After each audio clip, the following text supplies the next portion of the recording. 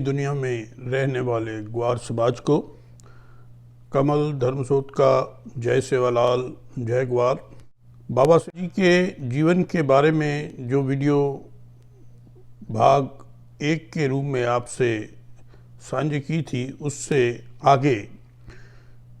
बाबा लाल जी के बारे में आपसे कुछ और जानकारी साझा करने जा रहा हूँ। जो भी बड़े संत लोग होते हैं उनके बारे में समाज में कुछ ऐसी कहानियाँ प्रचलित हो जाती हैं जो कुछ समय के बाद आम लोगों के मनों में घर कर जाती हैं। जैसे कि मैंने आपको बताया था कि बाबा हाथीराम जी ने 21 हाथियों को खड़ा करके उनके ऊपर से लंबी छलांग लगाई, और ऐसे ही ये बाबा लाल जी के साथ एक ऐसी कहानी जुड़ी हुई है जिसके बारे में मैं आज आपसे बात करने जा रहा हूँ। वो ये है कि बटाला से बाबा जी का उड़ करके उदोके आने का एक चमत्कार, उसके बारे में सभी ग्वार लोग जानते हैं। उसके बारे में मैं आपको बताने जा रहा हूं कि वो सब कैसे हुआ। घटना है ये संवत विक्रमी संवत 1380 की, यानी 1323 ईस्वी की बताई जाती है कि बटाला में जो नवाब उमर खां थे, उन्होंने एक नटनी थी जिसको अपने साथ मिला करके, वो जो नटनी क्या थी, एक जादूगरनी थी, और वो अपना सभी लोगों को डरा धमका करके उनका धर्म परिवर्तन कर रहा था नवाब उमर खां। तो इसके बारे में जब बाबा लाल जी को ये कहानी पता चली तो उन्होंने नवाब उमर खां को और उनकी जो सहयोगी थी नटनी जादूगरनी, उनको सबक सिखाने के लिए एक योजना बनाई, और उस योजना के तहत उन्होंने एक शर्त रख ली नवाब उमर खां के साथ कि बटाला से उड़ कर के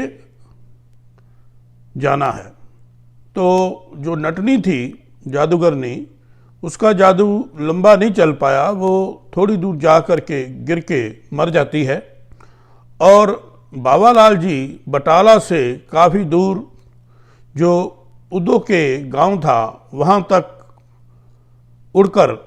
पहुँचते हैं, जिससे क्या होता है कि आसपास के लोग बहुत आश्चर्यचकित रह जाते हैं ये देख के कि बाबा लाल जी ने एक लंबी उड़ारी लगाई और बटाला से उड़कर वो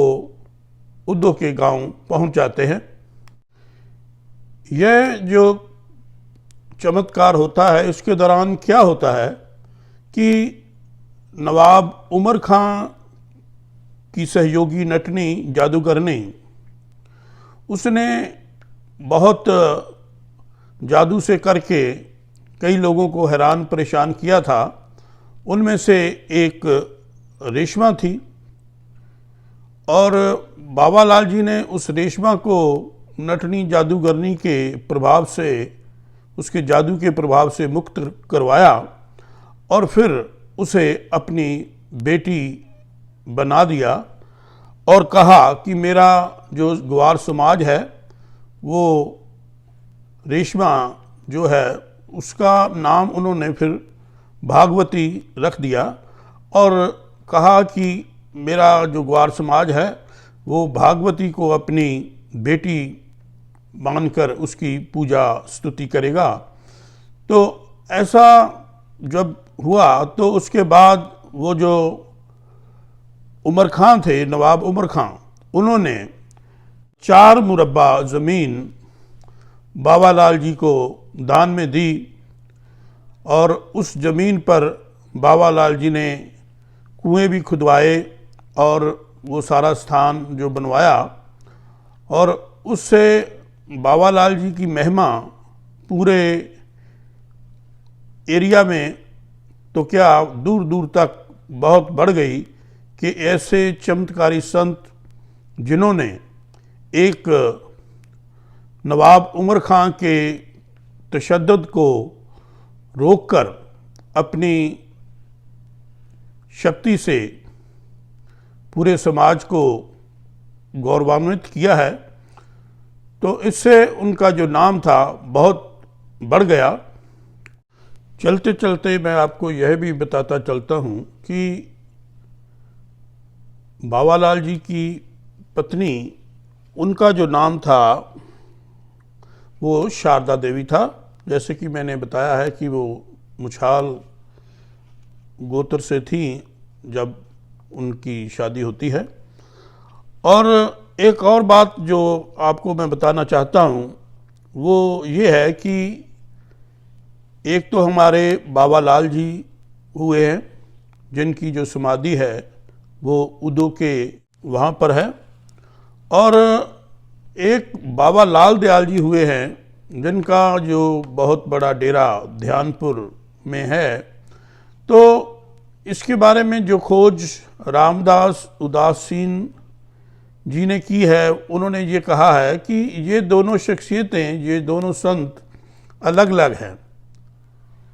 और हमारे जो ग्वार बुजुर्ग थे लालका गोत्र के, उनके कहने के अनुसार बाबालाल जी जो थे वो वरतिया गोत्र में से थे, और बाद में उनके नाम से जो लालका गोत्र चल पड़ा और जिसके आगे 5 नामे बन गए। जादूगरनी नटनी को सबक सिखाने के बाद और नवाब उमर खां को अपना श्रद्धालु बना लेने के बाद बाबालाल जी अपने गांव में नाम सिमरन करते हुए रह रहे थे, और उनके पिताजी केशव व्रतिया जी और माता सरना देवी जी बाबालाल जी के सिद्धि भरे चरित्र को देख सुनकर बड़े आनंद मगन होकर अपने छोटे बेटे गोपाल के पास गांव उदुके में रह रहे थे। देवी शारदा जी अपने ससुर और सास की सेवा के लिए सुबह ही दर्शन करने जाती थी, और बाबालाल जी भी अपने माता पिता का दर्शन नित्य प्रति करते थे, और ऐसे करते हुए बहुत बढ़िया बाबालाल जी की ज़िंदगी गुजर रही थी, और श्रद्धालु दूर दूर से वहाँ आकर के बाबा जी को नतमस्तक होते थे। ऐसे ही एक दिन बाबालाल जी के मन में विचार आता है कि अब यहाँ रहकर आसपास के सभी लोगों को मैंने जितना प्रचार करना था बाजीगर विद्या का वो कर लिया, अब मुझे भारत भ्रमण करना चाहिए, भारत के दूर दूर के इलाकों में जाकर के बासी कला का प्रचार करना चाहिए। तो वो ये बात अपने साथियों को बताते हैं, जिस बात की खबर आसपास के गांव में पहुंच जाती है, और वो लोग सभी इकट्ठा होकर के बाबालाल जी के पास आते हैं कि बाबालाल जी आप ऐसा मत कीजिए, हमें आपका बहुत सहारा है, अगर आप हमें छोड़कर चले गए तो हमारा जीवन बहुत कष्टमयी हो जाएगा, आप कृपया ऐसा ना करें, आप उधर के गांव को छोड़कर मत जाइए। तो बाबालाल जी उनकी अनन्य भक्ति देख करके बहुत प्रसन्न होते हैं और उनसे वचन करते हैं कि मैं जीवन पर्यंत अपना मुख्य ठिकाना यहीं उदो के गांव में ही रखूँगा, और मैं पूरे भारत में भ्रमण करके पूरे भारत में बाजीगर कला का प्रचार करके वापस अपने गांव आप लोगों के पास उदुके में पहुंचूंगा, तो कृपया मुझे इजाज़त दीजिए और मेरी धर्म की बेटी भागवती और बाबा जी पीर जी भिखारी शाह जी आपके पास ही रहेंगे और मैं पूरे भारत का भ्रमण करने का मन बना लिया है, इसलिए मुझे आप रुखसत कीजिए। तो ऐसा करके सभी अपने श्रद्धालुओं को बाबा जी मना लेते हैं और फिर अपने साथियों को तैयार करते हैं, जो सभी अपनी अपनी बैलगाड़ियों को लाद लेते हैं, उन पे अपना सामान वगैरह रख लेते हैं और साथ में घोड़ों को और दूसरे जो पशु थे उनको भी साथ ले करके भारत भ्रमण के लिए निकल पड़ते हैं। तो ऐसे ही यात्रा करते हुए बाजीगर कला का खेल दिखाते हुए वह उधर से उदुके से पहले लाहौर की तरफ निकलते हैं। लाहौर में कुछ देर रहने के बाद कसूर नगर में पहुंच जाते हैं और वहां भी बाजीगर कला का प्रदर्शन करते हैं। तो इसके दौरान क्या होता है कि उनके कुछ लोग जो साथी थे वो वहाँ उन इलाकों में, कोई लाहौर में, कोई कसूर में, ऐसे 2-2, 4-4, कई जगह 10 भी ऐसे कुछ लोग ठहरना शुरू कर देते हैं। उसके पीछे बाबा जी का ये प्रचार होता है कि ये जो बाजीगर कला है सभी तरफ इसका प्रचार होना चाहिए। तो कसूर से वे आगे निकलते हैं, पेशावर, हसन, शहर अब्दाद, पाकपटन, दीपालपुर, सैयदपुर, सियालकोट, झंग, एमनाबाद, सरगोदा, लायलपुर, कराची और बारका इलाका घूमकर तथा अपनी बाजीगरी का खेल दिखाते हुए बाबा जी अफ़गानिस्तान में भी कुछ दिन रहते हैं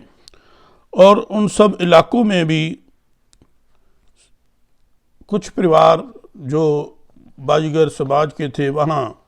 रह जाते हैं, जो बाजीगर विद्या का वहाँ रहकर प्रदर्शन करते हैं। और आगे फिर वहाँ से वो पश्चिम से दक्षिण दिशा की ओर जाते हैं। बीकानेर, जैसलपुर, अजमेर, चित्तौड़गढ़, राजस्थान, राजपुताना, हैदराबाद, गोलकुंडा, गुजरात, काठियावाड़, मारवाड़, इंदौर, उज्जैन आदि में घूम फिरकर बाबा जी बाजीगर कला का प्रदर्शन करते हुए और उसका प्रचार करते हुए सभी अपने साथियों को, सभी 6 जो मुख्य गोत्र हैं बाजीगर समाज के, उन लोगों को वहाँ छोड़ते जाते हैं प्रचार के लिए। तो ऐसा करते हुए वह उत्तर दिशा व पूर्व दिशाओं में भी घूम फिरकर प्रचार करते हैं और फिर वहाँ से गयापुरी, काशीपुरी, अयोध्या, प्रयाग, लखनऊ, बरेली वगैरह होकर के प्रचार करते करते उत्तर दिशा में गढ़वाल, टिहरी, रुद्रप्रयाग, सहारनपुर वगैरह होते हुए अपना बाजीगर खेल का प्रदर्शन करते हुए आगे से आगे बढ़ते जाते हैं और अपने में से कुछ लोगों को जिनका जैसे जैसे मन करता है वहाँ रुकते जाते हैं और फिर वो साथ में अपने जो लोग वहाँ रुकते हैं उनको ये भी कहते हैं कि आपको जब भी मुझे मिलना हो आप गांव उदुके में आओ और मैं वहाँ रहूँगा, आप मुझे आकर वहाँ मिल सकते हो। तो ऐसा करते हुए फिर वो बाबा जी गुड़गांव, हरियाणा, अंबाला, पिंजौर, कालका, हमीरपुर, बिलासपुर, मंडी, नदौन, कांगड़ा, ज्वालामुखी देवी जी के दर्शन करते हैं। बाबा जी उन्हें वहाँ अपने नतमस्तक होते हैं और अपने बच्चों के वहाँ बाल उतरवाते हैं। पुत्र वधू जोड़ियों को मत्था टिकाते हैं, इस तरह हिमाचल में भी कुछ और परिवार सभी गोत्रों के रुकते हैं और वो अपनी बाजीगर कला का प्रदर्शन करते हुए वहाँ प्रचार करते हैं। तो इस प्रकार चारों दिशाओं में प्रचार करते हुए बाबा जी ने एक जो बात की वो ये थी कि मुस्लिम और हिंदू इन लोगों को उन्होंने एकता का संदेश दिया, क्योंकि उस वक्त यह बहुत ज़रूरी था। और फिर बिक्रमी संवत 1430 में वो पंजाब की तरफ आ जाते हैं और पूरे 40 साल वो सभी दिशाओं में बाजीगर विद्या का प्रचार करते हैं। और फिर जो बिक्रमी संवत 1430 है, ये ईस्वी 1393 पड़ जाता है, तब वे पंजाब के महानगर लुधियाना में पहुंचते हैं। तो बाबा लाल जी वहाँ रह कर के बाजी विद्या का खूब प्रचार करते हैं, खूब प्रदर्शन करते हैं, अपनी कला से लोगों को आकर्षित करते हैं। और फिर क्या होता है कि अपने सभी चाहने वालों से बाबा जी कहते हैं कि अब मेरा यहाँ से चलने का वक्त आ गया है। बाबा लाल जी अपने श्रद्धालुओं को कहते हैं कि बंधुओं, अब आप बाजीगर कला में निपुण चतुर हो गए हो और जगह जगह घूमकर अपना कौशल दिखा रहे हो। अब मैं आपसे विदा लेता हूँ। जब आपकी इच्छा हो दर्शन करने की, आप उदो के गांव में आ जाना और आप सब सखी शाह सरवर और लाला वाले जी की आराधना उपासना स्तुति करते हुए निर्भय होकर घूम फिरकर प्रचार करो और सुखी रहो। तो जब इस तरह बाबा जी ने कहा तो उनके चाहने वालों की आंखों में आंसू आ गए। वे लोग जानते थे कि बाबा लाल जी कभी भी अपनी कही हुई बात से पीछे नहीं हटते। तो ये जानते हुए उन्होंने इस बात के लिए बाबा जी के आगे हाथ जोड़े कि बाबा जी, आपकी इच्छा का हम उल्लंघन कैसे कर सकते हैं। तो आप जब वहाँ पहुँचेंगे हमें भी याद रखना, उदो के गांव हम आपके पास आते रहेंगे। तो ऐसा उन्होंने लुधियाना की संगतों को कहा और फिर बाबा जी अपने गांव उदो के में वापस आ जाते हैं। तो ऐसा करके जब बाबा लाल जी वहाँ आते हैं तो सभी अपने जो उनके श्रद्धालु हैं उन सब से मिलते हैं और मिल कर के फिर बाबा जी एक फ़ैसला लेते हैं कि अब मुझे जो बाजी कला का प्रदर्शन नहीं करना है, क्योंकि मैंने पूरे भारत में घूम करके इस बाजीगर कला का जो प्रदर्शन किया, सभी को इसकी शिक्षा दी और अब मैं इस बाजीगर कला से मैं चाहता हूँ कि आराम लूँ। और बाबा जी भक्ति भावना की तरफ ज़्यादा हो जाते हैं। पूरा पूरा दिन वहाँ सत्संग चलता है, आसपास और दूर दूर के लोग वहाँ उनके सत्संग के लिए आते हैं और ऐसे ही लंगर चलता है। श्रद्धालुगण और आने वाले लोगों को लंगर चखाते हैं और बहुत बढ़िया बाबा जी का वहाँ आसन बन गया है। बाबा लाल जी ने यह बात बहुत लोगों को बताई थी कि यह जो गांव उदो के है, हमारा यहाँ आकर के रहने का मतलब ये है कि ये कोई साधारण गांव नहीं है और ये एक अलौकिक नगरी होने जा रही है। उन्होंने ये भविष्यवाणी की थी कि इस नगरी में आने वाले समय में बहुत बड़े बड़े महापुरुष दर्शन देंगे। तो ये बात बाबा लाल जी के जाने के बाद सत्य भी साबित हुई, क्योंकि गुरु नानक देव जी ने भी इस नगरी में अपने पांव रखे और सिख धर्म के छठे गुरु श्री गुरु हरगोबिंद साहिब जी ने भी इस गांव में अपने चरण डाले, तो उनकी जो कही हुई बात थी वो साबित हो गई कि यह जो नगरी है आने वाले दिनों में बहुत ऐतिहासिक नगरी बन जाएगी। एक और बात बाबालाल जी ने अपने जो समाधि लेने के बारे में भविष्यवाणी के रूप में कही थी वो ये थी कि आने वाले समय में जो विक्रमी संवत 1465 वर्ष होगा, उसमें आषाढ़ कृष्ण पक्ष सप्तमी तिथि होगी। प्रातः 11 बजे मैं परलोक गमन कर जाऊंगा। और ठीक इसी तरह हुआ। उस दिन सभी उनके श्रद्धालु इकट्ठे हुए और एक जो गड्ढा खोदा गया था उसमें बाबालाल जी ने समाधि ले ली और सभी जो दुनिया थी उनके नाम की जय जयकार करने लगी। इस तरह बाबालाल जी की उम्र जो है वो 128 साल बन जाती है, क्योंकि 1280 में जन्म लिया और 1408 ईस्वी में उनका परलोक गमन हुआ। तो इस हिसाब से उन्होंने 128 साल अपनी ज़िंदगी जी और पूरी दुनिया में बाजी डालने का जो उन्होंने कर्तव्य दिखाया और प्रचार किया, अपने मानने वालों को, अपने चाहने वालों को शिक्षा दी और इस दुनिया से रुखसत हो गए। आजकल गांव उद्योग के में जो कि तहसील बाबा बकाला, शहर तरसिका और ज़िला अमृतसर में पड़ता है, गांव उद्योग के, वहाँ पर बाबालाल जी की एक विशाल समाधि बनी हुई है। जो लालका वंश के जो बाजीगर समाज के लोग हैं खास करके, और आम तौर पे बाजीगर समाज के लोग वहाँ मत्था टेकने जाते हैं। और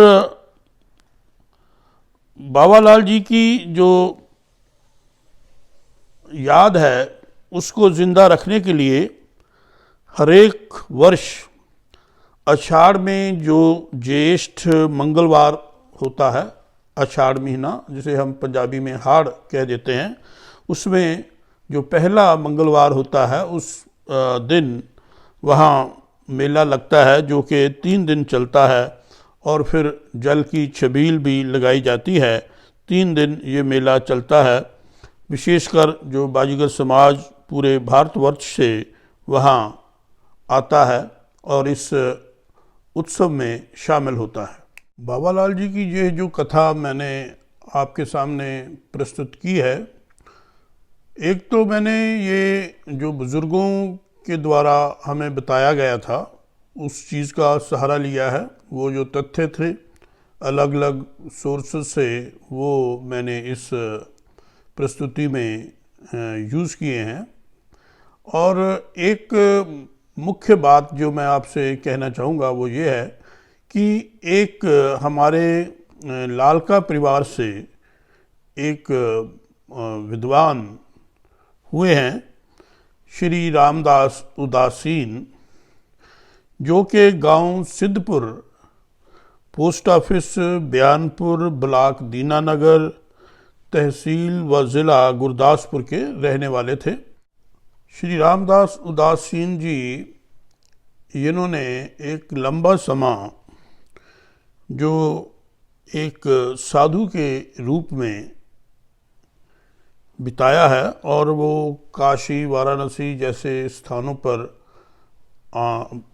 ऋषियों के आश्रमों में रहकर उन्होंने संस्कृत का ज्ञान भी हासिल किया। और फिर उन्होंने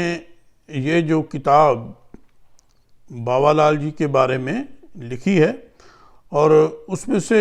कई चीज़ें मैंने आपके सामने प्रस्तुत की हैं। और जैसा कि जो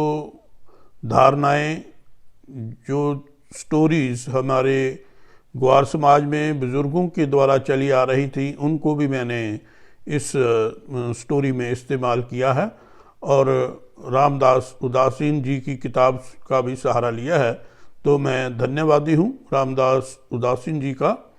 और मेरे और कई साथियों का, जैसे कुंडाराम जी लाल का लुधियाना से हैं, उन्होंने मुझे काफ़ी जानकारी दी। वो आजकल जो बाबा लाल जी का आश्रम मालेरकोटला में बना हुआ है उसके प्रधान हैं, कमेटी के प्रबंधक कमेटी के प्रधान हैं कुंडा राम जी लाल का, वो के जो कि लुधियाना से हैं। उनका भी मैं धन्यवादी हूँ। तो ये जो प्रस्तुति मैंने बाबा लाल जी के बारे में आपके सामने दी है, वो अगर आपको पसंद आए तो कृपया हमारा जो चैनल है कमल धर्मसोत, उसको ज़रूर सब्सक्राइब कीजिएगा और अपने जो पेज हैं या अपने जो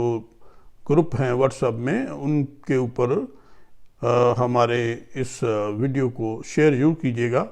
आप सभी लोगों का, सभी ग्वार भाइयों का, सभी मेरे दोस्त मित्रों का धन्यवाद, जो कभी कभी कॉल करके मुझे इसके लिए उत्साह देते रहते हैं। धन्यवाद। जय सेवालाल, जय ग्वार।